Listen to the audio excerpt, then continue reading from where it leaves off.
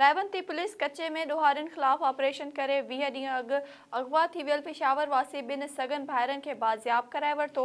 50 लख भुंग जी रक़म बि हथ करे वरिती।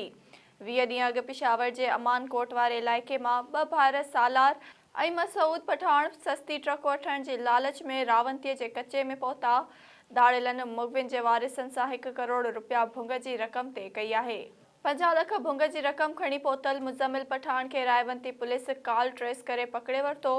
एसएचओ रायवंती शकूर लाखो जो चवणु आहे त असांखे इतला मिलियो त मुग़विन जा वारिस 50 लख भुंग खणी धाड़ेलनि खे पहुचाइण पे विया त उनखे गिरफ़्तार करे वरितो।